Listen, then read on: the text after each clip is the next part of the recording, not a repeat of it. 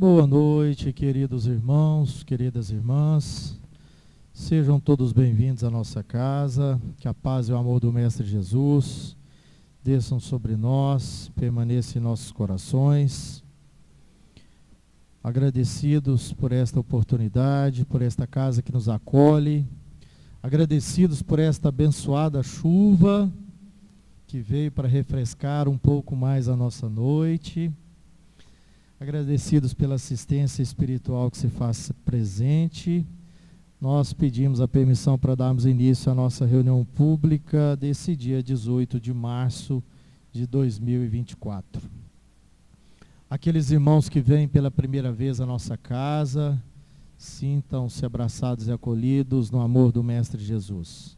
Os nossos irmãos conectados através do canal do YouTube, sejam também bem-vindos e que Jesus os abençoe hoje e sempre. Para iniciarmos a nossa reunião da noite, eu convido a nossa irmã Agnes para a leitura da mensagem inicial, mensagem esta psicofonada nas reuniões mediúnicas da nossa casa, e na sequência ela também fará a prece de abertura dos nossos trabalhos.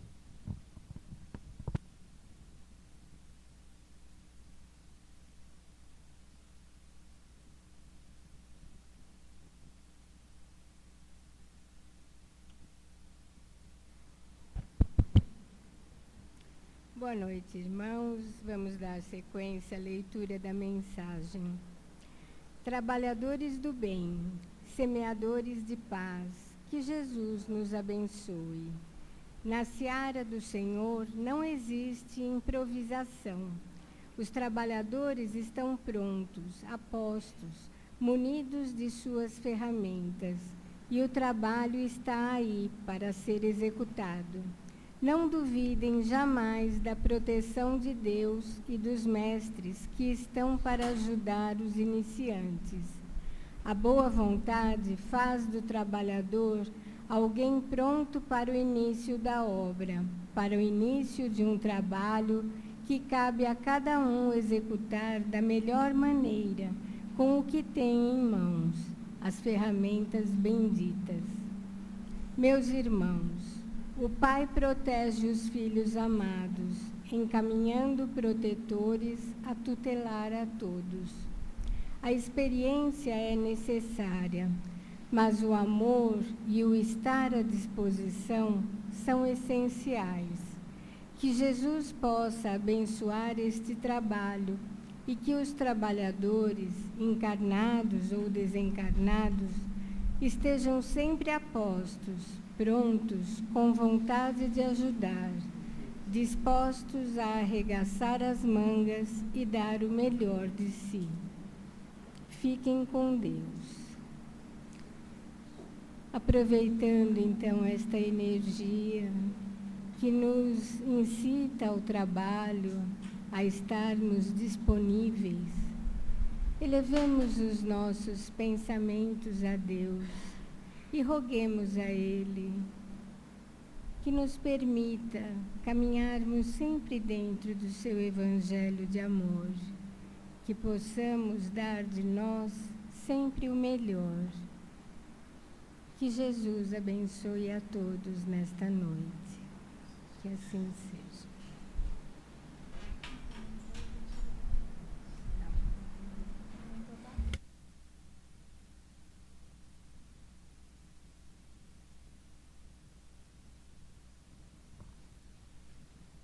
Meus irmãos, e passando para o nosso tema de estudo da noite, hoje nós falaremos sobre a fé inabalável.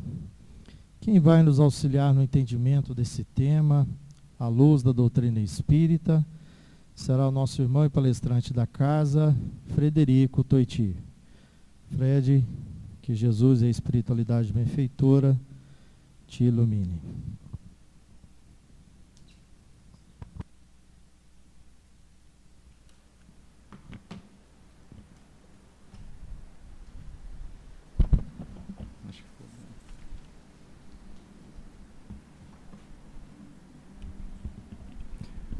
Boa noite. Desculpa. Boa noite, meus irmãos. Me desculpe, não. Boa noite, meus irmãos e minhas irmãs. Que a paz do Mestre Jesus permaneça envolvendo os nossos corações, que a espiritualidade continue nos protegendo, que possamos ter uma noite agradável de estudo. Boa noite aos irmãos e às irmãs do YouTube que nos acompanham através da internet, sejam todos bem-vindos.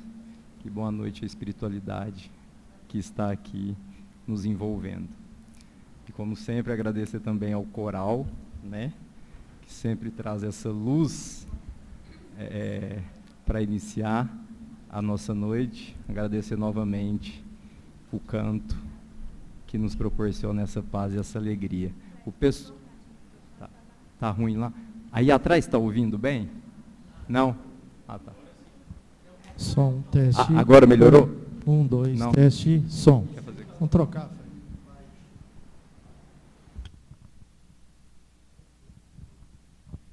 Oi. Estão ouvindo aí atrás? Tá?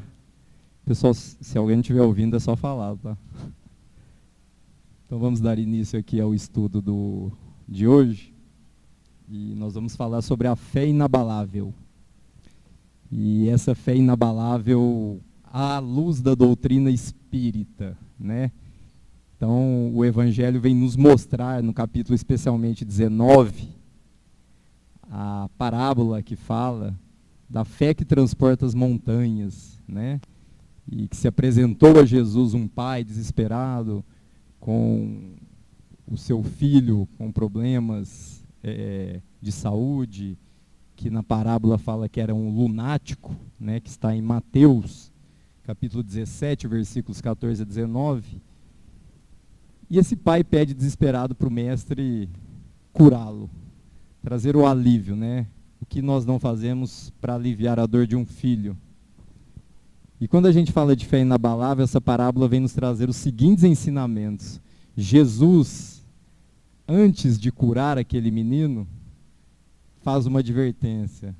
Raça incrédula, que nós somos incrédulos, que nós temos ainda uma fé cega, essa fé vacilante, que muitas das vezes vai nos trazer dores, vai nos trazer decepções. E logo após curar esse lunático, que Jesus utilizava, né, da sua evolução, com espírito puro, da mais elevada ordem, os discípulos questionam: Mestre, por que nós não conseguimos? Antes o Pai tinha tentado com os discípulos. Por que nós não conseguimos a cura? E Jesus responde: porque vós não teves fé. Porque se tiveres fé, e dizer àquela montanha que ela se mova, ela se moverá. Se tiveres fé, falará para aquela árvore que ela se move e ela se moverá. E é essa fé que o Espiritismo vem nos trazer, que é essa fé consoladora e, ao mesmo tempo, uma fé raciocinada. Nós temos no Evangelho a fé cega e a fé raciocinada. Quando Jesus cura, ele se valeu da fé raciocinada, daquela que transpõe apenas o que sai pelos lábios. Não basta dizer eu tenho fé. Nós temos que ver a fé também, sim. Mas para que comunguemos do que o Espiritismo nos mostra, nós temos que compreender essa fé. A compreensão racional dessa fé inabalável que o Espiritismo nos traz é que vai nos dar a chave para o verdadeiro caminho. A crença racional na vida futura. Nós cremos na vida futura? Basta nós crermos em Deus? Ou nós temos que compreender Deus? Compreender que estamos aqui de passagem? Porque nós somos criados muitas vezes, meus irmãos, com aquela historinha, né? Que hoje temos as nossas crianças na evangelização, no Festival do Sorvete, que foi uma beleza, né? No sábado aqui, com muitos jovens. E nós temos uma reflexão a ser feita quando falamos dessa fé raciocinada. Se eu tenho a compreensão, e a doutrina vem nos mostrar isso, de que eu não vou para o inferno, nem para o paraíso, que nós fomos quando crianças. Quem aqui quando criança não ouviu isso? Se fizer coisa errada, vai queimar no inferno. Se fizer, salvo quem foi criado em berço espírita, né? Mas eu ouvia muito isso. E se fizer o certo, aí você vai para o paraíso. Mas se eu fizer o errado, eu tenho perdão?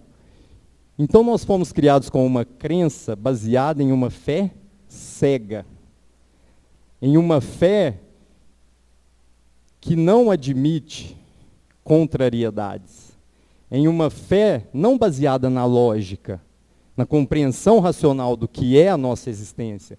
Mas nós fomos criados, isso não é uma crítica aos nossos pais, de forma alguma, mas nós fomos criados acreditando que para ter fé, para entender e compreender essa fé que Jesus nos trouxe, nós tínhamos duas opções, ou o paraíso ou o inferno. E o Espiritismo vem nos mostrar que não é assim. Que o inferno está onde? Dentro de nós. E o paraíso também. Nós temos essas duas opções. Não existe nós, principalmente, que cremos na reencarnação, não existe essa história de que nós vamos queimar no fogo. E que se nós erramos aqui hoje, porque nós somos seres em aprendizado, acabou-se. Seremos condenados por Deus. O livro Céu e Inferno nos explica muito isso. A doutrina das penas eternas. Ora, se eu tenho uma pena já definida, porque todos somos pecadores ou não? Sim, todos erramos. Para que eu vou melhorar? Olha o esvaziamento que nós temos quando temos a fé cega. Se eu já estou condenado, se eu fiz errado, se eu agredi o próximo, se eu fui maledicente, se eu desejei o mal do próximo, eu já estou condenado ao inferno, para que eu vou melhorar? Perde o sentido. Ao passo que a doutrina espírita vem e nos mostra, não é essa fé. Quando nós começamos a compreender que nós somos seres imperfeitos, que nós erramos, admitir os nossos defeitos, aí nós estamos construindo essa fé sólida, essa fé que é chamada no Evangelho da base da regeneração. Porque se ficarmos apegados ao materialismo, à única existência, que estamos aqui para gozar a vida, que o que eu precisar fazer aqui para ganhar, para ter, para sobrepor os bens materiais aos bens espirituais, eu vou fazer. Estaremos seguindo a fé cega. Porque a fé cega, ela é vacilante, meus irmãos. A fé cega, ela nos cega ainda mais. Ela vai nos trazer muitas dores, porque ela não consegue se sobrepor à razão. A fé cega, ela não é racional. Ela é impositiva. É aquela situação em que muitas vezes, de forma violenta, se impõe um ponto de vista e nós temos que aceitar. É assim e ponto.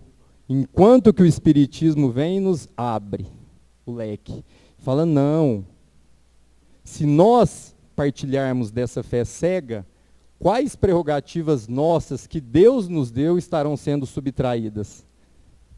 Alguém se arrisca? Se nós professarmos essa fé cega, com base nesse materialismo, com base apenas nas palavras bonitas ditas aqui no púlpito, nós estamos perdendo duas prerrogativas que Deus nos deu, que é o raciocínio e o nosso livre arbítrio. Se eu sou refém dessa fé cega, eu não tenho livre arbítrio. Eu não estou raciocinando. Se a pessoa chega para mim e fala que azul é verde, eu aceito que azul é verde. Para que eu vou raciocinar? E nós hoje vivemos a era da razão. A verdade está com a razão. E a verdade, meus irmãos, ela é verdade na luz e na escuridão. Já a fé cega não, ela vai nos trazer apenas a mentira, o erro. A fé cega foi muito tempo usado como forma ainda de dominação. E você impedir que a pessoa manifeste o seu livre-arbítrio e o seu raciocínio. Se eu acredito no Espiritismo, se eu acredito na doutrina da reencarnação, eu não posso comungar dessa fé cega. Porque se eu continuo seguindo esse caminho e deixo a minha fé vacilante, qual sentido teria da minha existência? Nenhum. E todos nós fomos criados simples e ignorantes, partimos do mesmo ponto de partida. Mas então fala da fé, falemos da fé raciocinada, daquela que o Espiritismo nos traz, daquela fundamentada no nosso codificador Allan Kardec, nas 5 obras da codificação, na pureza doutrinária. O que é essa fé raciocinada? É aquela fé que parte do fundo do coração, é aquela que faz estremecer as fibras do corpo. É aquela que você diz quando você vai no dicionário, o que é a fé? Quando você tem um objetivo, você fala, vou alcançar. Mas um objetivo lícito, permitido, de acordo com a lei de Deus. Quem aqui muitas vezes não falou, eu vou conseguir, com tudo contrário, e muitas vezes consegue. Essa é a verdadeira fé. É aquela que você resolve renunciar. É muito difícil.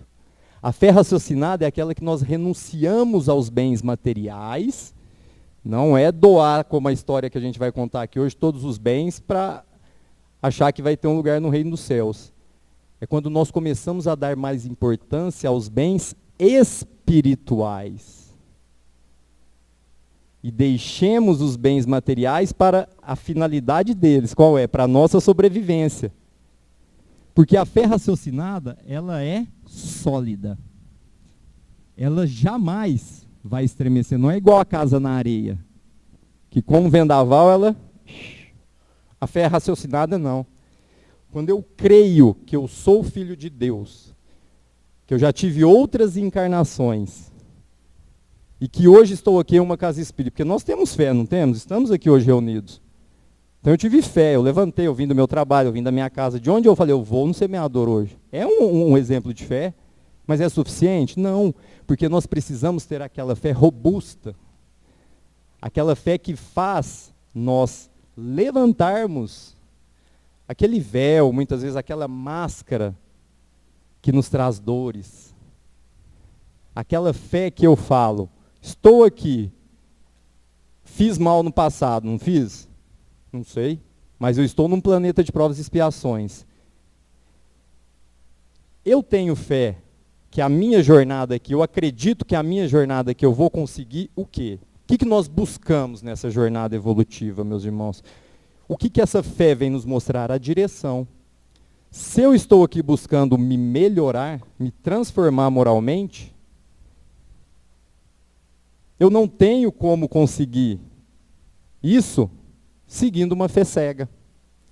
Seguindo um caminho que não vai me trazer aquilo que eu procuro.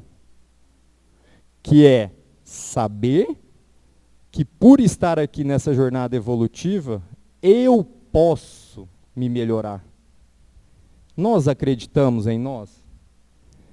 Nós acreditamos que nós podemos nos melhorar?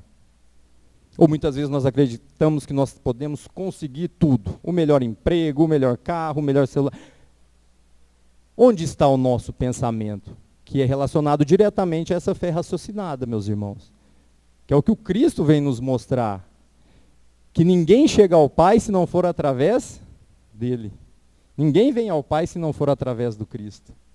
E para se chegar lá, temos que ter fé. Temos que exercitar o nosso raciocínio. Porque nas instruções dos Espíritos, do capítulo 19, nós temos lá, a fé é mãe de quem? Né? No sentido metafórico. A fé é mãe de quem? Da esperança e da caridade. Olha que bonito.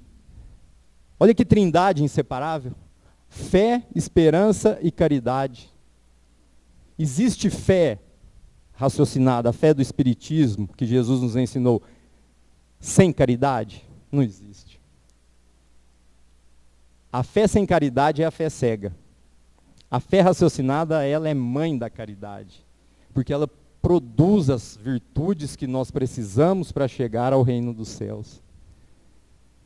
Se eu faço mal para o meu irmão hoje, acreditando que nada vai acontecer comigo, que isso vai ficar ileso, eu estou tendo fé? Se eu não pratico o perdão hoje, se alguém me ofendeu, me agrediu, e eu levo adiante, me vingo, estimulo o duelo, eu estou tendo fé em Deus? Ou estou tendo fé em mim? No meu egocentrismo? No meu egoísmo? Não leva o desaforo para casa. Que fé que é essa? Em que diante de uma ofensa, você leva essa ofensa, muitas vezes para as vias de fato. O que Jesus vem nos mostrar na passagem é essa. Que se tivermos fé, se acreditarmos sinceramente e compreendermos o porquê de acreditarmos, começaremos então a praticar essa fé raciocinada que o Cristo nos mostrou quando aqui esteve. Essa fé que muitas vezes vai nos trazer, sabe o que, meus irmãos? O consolo. Não vemos muitas vezes pessoas inatas que nascem com uma fé assim, surpreendente? Não conhecemos pessoas assim, que muitas vezes não precisa nem conhecer o Espiritismo, mas que a fé é tão forte, é tão viva nela, que ela irradia luz, que ela acredita nos seus irmãos, que ela acredita na solidariedade. Quando a gente fala de acreditar na solidariedade, tem uma historinha que diz o seguinte. Ela é interessante porque essa fé e essa solidariedade que deve reinar entre nós, né?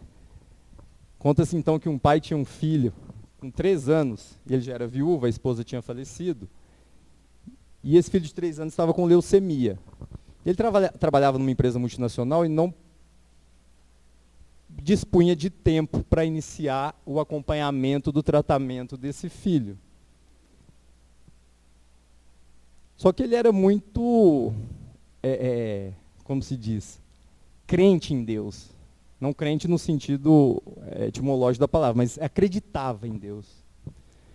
E se ele ficasse sem o emprego para cuidar do filho, como que ele ia acompanhar o filho? Porque ele já era viúvo. E depois de muitas orações, preces desse pai, quantos não já passaram por isso, conhecem pessoas nessa situação, ele teve fé. Mas não a fé vacilante. Não aquela, eu não vou conseguir. Isso aqui não vai dar certo comigo. Vou sair. Não, ele teve fé. Aí não sabe se foi um passarinho verde, um bom espírito, que nós estamos aqui com bons espíritos, que foi lá no rapazinho, na mocinha do RH, do Recursos Humanos, e contou a história. E aquela pessoa do Recursos Humanos, tocada com aquela situação do pai, reuniu com todos os outros funcionários e fizeram uma proposta para esse pai. Doar para ele, isso arrepia, não arrepia a gente? Doar para esse pai todas as, claro que eu não sei a legislação trabalhista hoje, tá? Então é uma história. Todas as horas extras que esses funcionários tinham para que esse pai pudesse, utilizando dessas horas extras, acompanhar o seu filho durante o tratamento da leucemia. Que no caso foram 3.200 horas extras, 400 dias úteis, e esse pai conseguiu acompanhar o seu filho, obteve a cura e retornou para o seu trabalho. Quem duvida dessa fé? Nós não vivemos sozinhos, nós dependemos uns dos outros, não devemos nos isolar no nosso egoísmo. Porque se um auxilia o próximo, se um auxilia o outro, a união faz a força. Essa é a fé inabalável que temos que buscar, meus irmãos. Essa fé que vem nos trazer o quê?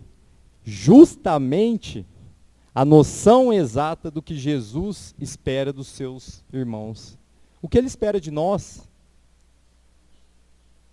Que nós não julguemos, que nós perdoemos as ofensas, Porque senão a gente não tem fé. Especialmente quando se vem no púlpito e profere lindas palavras aqui, mas a fé é vacilante. Somos seres em evolução. Quer ver? Quando a gente fala da fé, ela é a mãe da caridade. Nós temos fé se, por exemplo, um criminoso, um malfeitor está em perigo de vida, está em o espírito de Lamenais que traz na Revista Espírita. Se ele está em perigo de vida, e você está frente a frente com ele, sabe que ele é um criminoso. A única salvação dele é você. Você, como espírita, cristão, né? Nós somos, não somos? Você salva essa pessoa, sabendo que se salvar ela, ela pode voltar a praticar crimes? Sim ou não? Inclusive contra nós mesmos. Nossa, eu posso salvar ele e ser vítima do crime? Pode. O que o Espiritismo nos traz? Salvamos ou não? Ou pedimos ajuda para os universitários? Salva, não salva? Qual que é a recomendação? Salva. Sem saber quem é. Isso é lindo. É fácil? Não, não é. Mas o Espiritismo vem e nos mostra. Salva. Porque ele também é o quê, meus irmãos? Filho de quem? De Deus. Ah, mas eu com criminoso, eu não tenho caridade. Sim, tudo no seu tempo. Se não tem essa caridade, muitas vezes, não pode dizer que está com aquela fé raciocinada. Porque olha só, se você raciocinar que nós devemos fazer para o próximo aquilo que nós gostaríamos que nos fosse feito. E se somos nós, que talvez não somos criminosos explícitos, mas que temos aqueles nossos crimes de pensamento, não temos? Ou não? Temos algumas vezes, não temos? Se nós estamos um dia precisando de auxílio, o que nós vamos querer? O auxílio ou o julgamento? A caridade ou o julgamento? A indulgência ou o nosso massacre? Sabe por quê? Porque não existe fé sem perdão das ofensas. A verdadeira fé, ela está edificada na caridade, no perdão. Se eu não quero perdoar aqui, eu vou ser castigado. Se eu não salvo aquele malfeitor, aquele criminoso. Ah, mas ninguém viu, ninguém viu. Mas quem que viu? Deus. E aí como que a gente está com Deus? Ah, mas a gente sempre tem uma justificativa. Mas se eu salvasse, Porque o perdão, meus irmãos, ele é incondicional. O perdão condicionado, aquele que você faz dos lábios, esse é a fé cega. Agora, neste caso, Kardec vem nos mostrar, não. Como se diz, por pior que seja o inimigo, porque nós somos piores, né? Porque a gente fala isso, não fala do próximo? Por pior que aquela pessoa seja, isso não é um julgamento? É. Porque se eu considero aquela pessoa pior que eu estou julgando. Mas eu sou espírita. Eu sou cristão, eu frequento a casa do Espírito Semeador. Mas aquela pessoa é pior que eu, porque ela já matou. Porque ela já roubou. E Jesus vem e nos mostra que não. Se eu acredito na vida futura, eu vou é mais que perdoar mesmo. Se eu acredito na vida futura. Aí vem aquela questão, nós temos medo da morte? Alguém tem medo da morte do corpo? Sejam sinceros. A espiritualidade está vendo. Temos? A morte é apreensiva, nós temos na questão 941 do Livro dos Espíritos, né? Porque a codificação ela é tão perfeita, as 5 obras, que ela não se contradiz.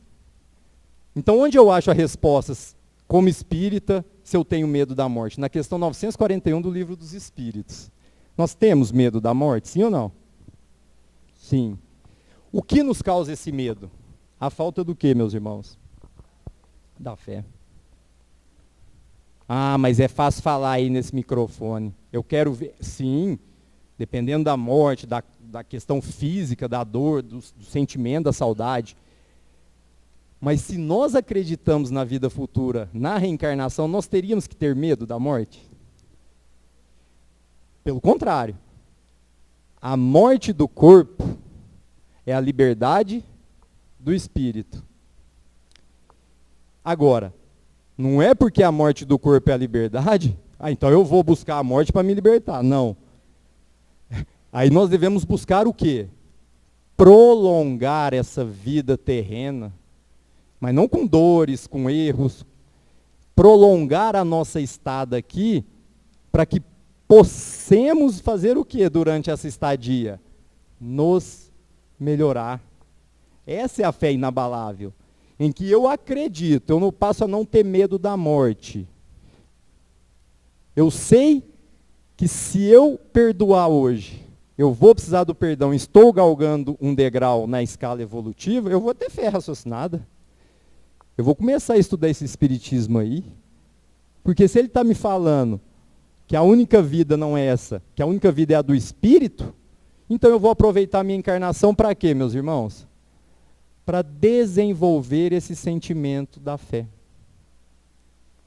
Quando na verdade nós buscamos o quê? A encarnação perdendo tempo com aquilo que nós ouvimos sempre aqui na frente, com o materialismo, com o orgulho, com o egoísmo, com a vaidade, com os preconceitos. Como somos preconceituosos estruturalmente quanto à cor, religião, opção sexual. Por que ainda esse julgamento é enraizado no nosso coração? Que fé que é essa? Que se meu irmão comunga da opinião A e eu comungo da B, nós temos que ser inimigos?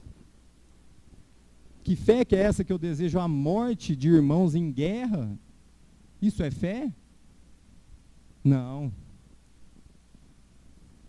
A verdadeira fé é aquela que eu desejo o bem para o próximo. Eu busco me melhorar.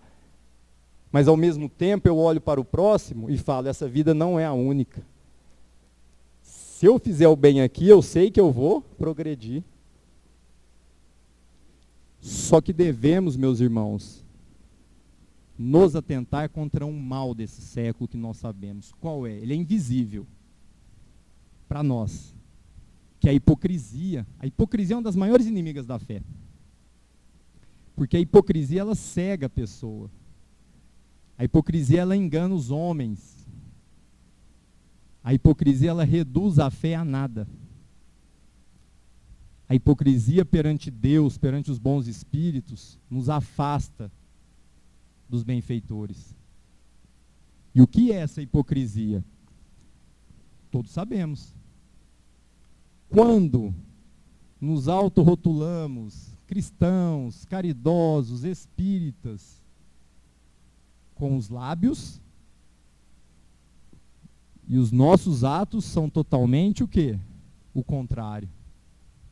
Reconhece-se o cristão pelas suas obras e não por suas palavras. Que fé que é essa? Que nós damos mais importância à superfície do que ao conteúdo, meus irmãos. Nós escondemos alguma coisa de Deus? Os filhos escondem, né? Tem 3 filhos, a gente sabe, muitas vezes eles escondem as coisas da gente, esconde. Mas de Deus a gente esconde? Ah, e ele vê tudo. Tudo. É um Pai misericordioso. Então, para que essa fé minha seja construída de uma forma sólida, de uma forma em que eu passe a sequer ter medo da morte, também tem outra questão do Livro dos Espíritos, que fala desse temor da morte, nós saímos daquele dogma, meus irmãos, da unicidade da existência.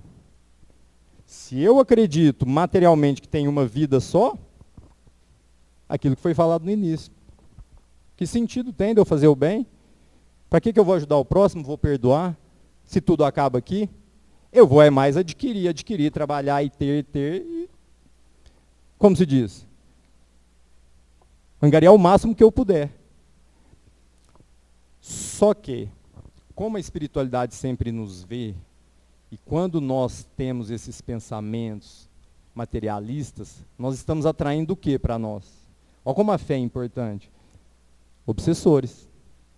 Companheiros, não estamos? Muitas vezes nós nos sentimos, estamos acompanhados, quando estamos nesses pensamentos de vingança, nesses pensamentos de falta de fé, Ao passo que a fé raciocinada, ela vai nos trazer o que próximos de nós? Bons espíritos, amigos espirituais. Em que você, quando conversa com o seu coração e com Deus, que pode ser no seu aposento, qualquer lugar que você estiver, se você estiver concentrado, o que importa é a sua conexão com Deus. Você pede para o Pai.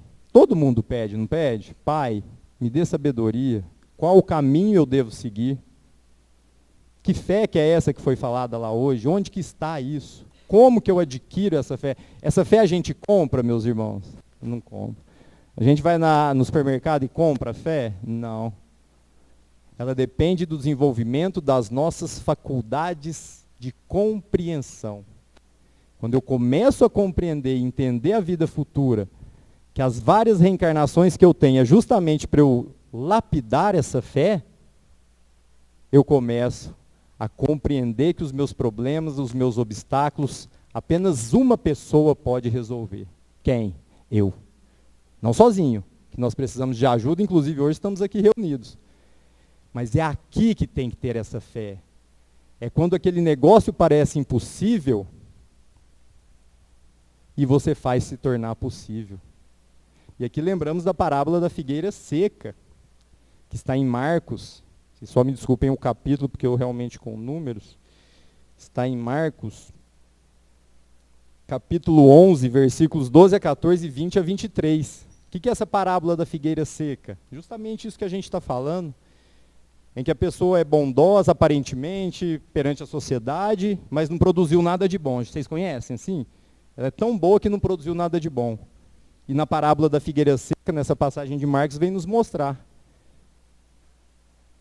que esse vazio existencial que muitas vezes nós temos, decorre das nossas escolhas, da utilidade que nós damos para algumas coisas que nós temos. Que quando ele fala da parábola, que é a figueira, né, que é o pé de figo representado ali de forma, como uma metáfora, mas o sentido moral é muito profundo da parábola da figueira seca, especialmente quando ele fala dos médiums, daqueles que têm a mediunidade. Nós temos os estudos aqui na Casa Espírita, as reuniões mediúnicas. O que é essa mediunidade? Primeiro, é uma caridade, é uma bênção de Deus. E se o médium utiliza a sua mediunidade não para a finalidade da caridade, porque a mediunidade ela serve o quê, meus irmãos? Não é para ter esse contato com o mundo espiritual, que os espíritos se utilizam do instrumento do médium para comunicar.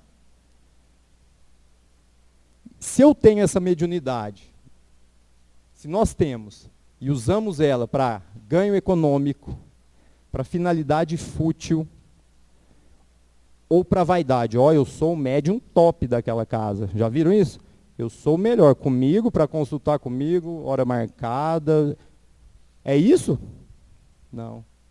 Olha como vai secando a figueira, olha como vai secando aquilo que Deus nos deu, porque se você recebe nessa encarnação o dom da mediunidade, dom não no sentido de ser melhor que o outro, não, mas como uma forma de auxiliar espíritos que estão em apuros, e você não faz uso dessa mediunidade conforme a lei de Deus, você está criando dívida, você está sem fé, esse médium está sem fé, ele está ali para exercitar o ego,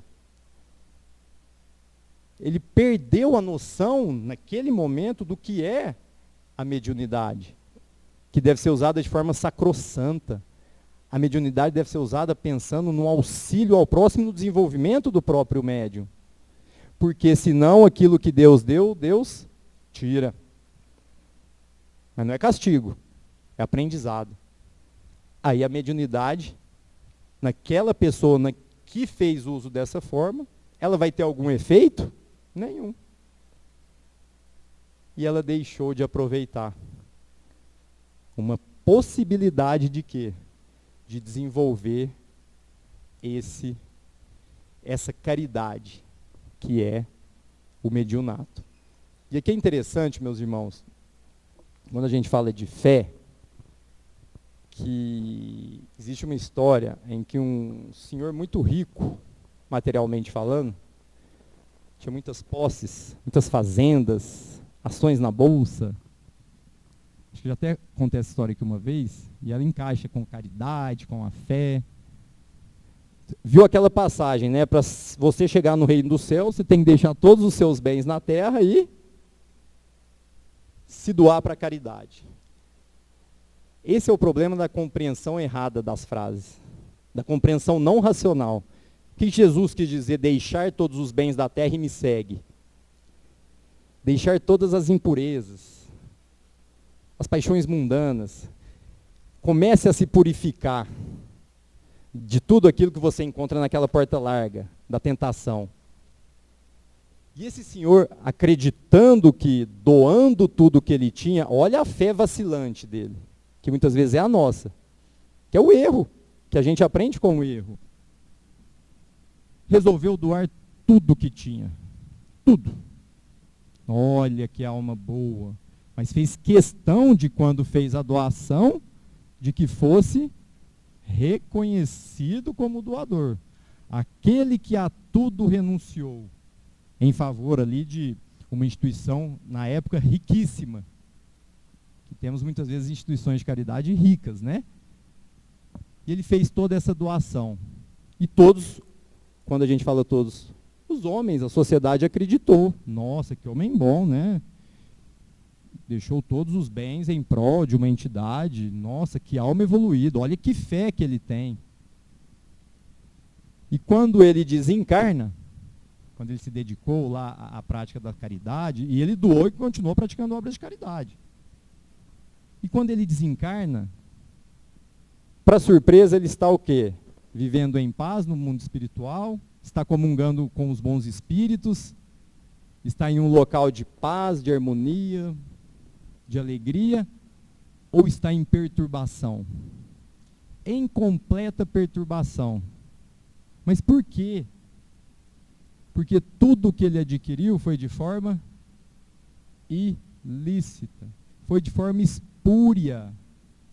Tudo aquilo que ele adquiriu, ele não adquiriu com fé. Ele não adquiriu com aquela fé em que você pensa em ajudar o próximo. Não. Ele adquiriu com aquela fé cega, aquela que é dominada pelo orgulho, aquela presunção de fé.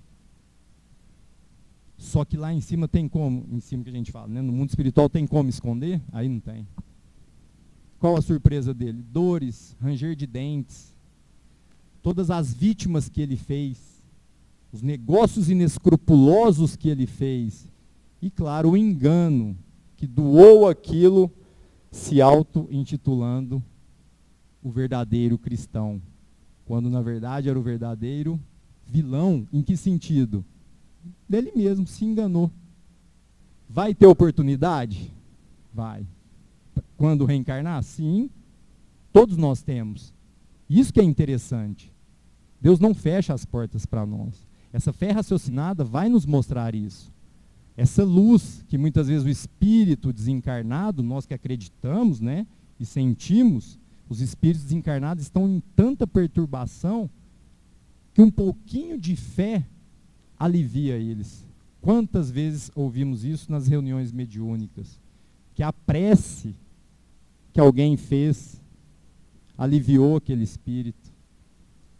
Quando nós fazemos prece com amor, prece verdadeira, do fundo do coração, nós estamos exercitando a fé. Quando nós fazemos a oração, que o coral muito lindamente canta para a gente aqui, que seja feita a sua vontade. Aqui está a fé, meus irmãos. Qual vontade nós devemos fazer? A nossa ou do nosso Pai de Deus, Jesus, Kardec, que nos trouxe a codificação? Porque a verdade, ela é verdade em todos os tempos. E a verdade, ela só é encontrada na fé raciocinada. Nessa fé que não mais admite alegoria, que não mais pode nos enganar, que não mais vai trazer a figura do fogo e do paraíso, do inferno e dos anjos. Porque isso é um duelo que existe dentro de nós. E um dos meios mais eficazes que nós temos para combater ou para entender esse duelo entre o bem e o mal que muitas vezes está dentro de nós, é estabelecermos essa fé raciocinada em nosso favor. É buscarmos desenvolver esse sentimento, muitas vezes adormecido em muitos, que talvez ouvindo o que está no Evangelho, comecem a despertar para a verdadeira regeneração. Porque conforme dissemos aqui no início, está no Evangelho. A fé raciocinada é a base sólida da regeneração. Não existe regeneração sem fé. E essa regeneração já está sendo operada. Estamos sentindo essa regeneração, meus irmãos. Só que muitas vezes deixamos passar. As oportunidades vão o quê? Passando. E nós vamos ficando. Mas somente o fato de estarmos aqui reunidos em nome de Deus, em nome de Kardec, em nome dessa doutrina, sabemos que já é um passo muito grande para a nossa evolução. E agora que façamos o mais difícil, que é pôr em prática. Que é difícil, não é? A gente colocar em prática o que sai dos lábios. Não é? Colocar em prática o que a gente lê na codificação. Eu sei tudo do Evangelho, do Livro dos Espíritos, do Céu e Inferno. Até temos os estudos aqui às quintas-feiras, às 5 horas, às 6, às 7, todas as obras da codificação. E sei tudo das obras. Mas está praticando? Basta saber o Livro dos Espíritos, decore e salteado? Não basta.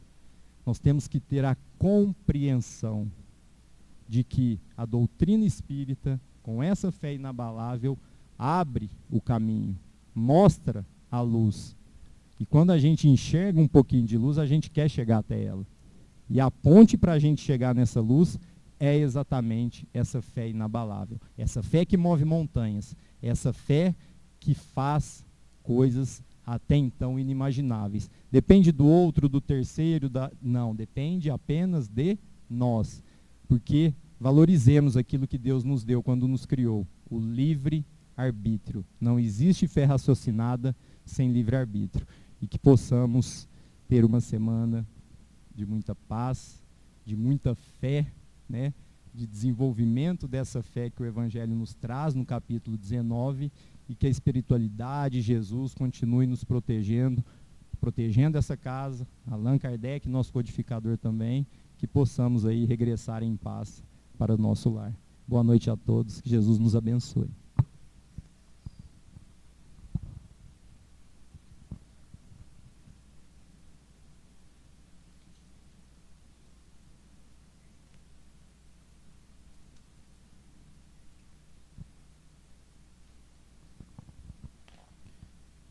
Fred, mais uma vez, muito obrigado. Que Jesus te abençoe. Convidamos os médios passistas para se dirigirem à sala do passe, para o trabalho preparatório, e nós vamos aos recados da nossa semana. O nosso primeiro recado, meus irmãos, nós reforçamos o convite àqueles interessados para o curso de passe que será ministrado aqui em nossa casa pela Fabiana no mês de abril. Especificamente na segunda semana de abril será iniciado esse curso de passe. E os passistas formados, né, serão convidados a trabalharem no nosso passe aqui às segundas-feiras. Então tem por objetivo formar novos passistas, aumentar a quantidade de passes, né, para que a nossa casa ofereça aqui a todos os irmãos que precisarem do passe, esse passe com a quantidade necessária de médios e suficiente.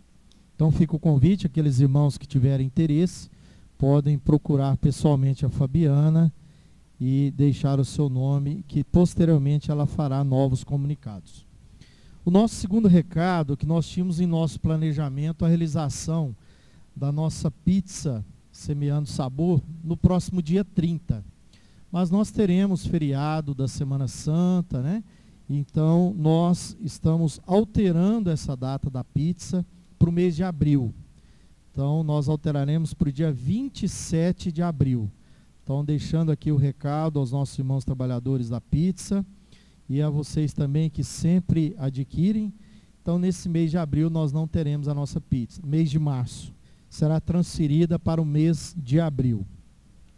E o nosso último recado é agradecer a todos aqueles que contribuíram com o nosso Festival do Sorvete, agradecer aqui em nome da nossa juventude, né, os evangelizandos, os evangelizadores, das crianças que estiveram aqui também, algumas semanas atrás, realizando o convite a todos vocês. Então, em nome deles, nós agradecemos esse evento maravilhoso que aconteceu aqui, muita união, muita alegria, muito trabalho, e que com certeza os fundos que foram aqui arrecadados com esse festival serão revestidos em obras existenciais da nossa casa, em manutenção, com certeza será muito bem empregado. Então, agradecer a todos vocês, que Jesus abençoe, espiritualidade benfeitora, sempre os retribua hoje e sempre. Agradecemos por esta oportunidade, por essa reunião, por esse acolhimento, desejar a todos uma excelente semana, excelente retorno aos seus lares, fiquem todos com Deus, que Jesus abençoe hoje e sempre. Eu convido a Fabiana para a nossa prece final e a fluidificação das águas.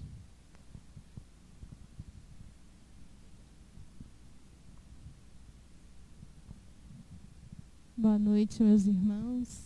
Que a paz e o amor do Cristo Jesus se faça em nossos corações e que a espiritualidade benfeitora nos ilumine e nos auxilie.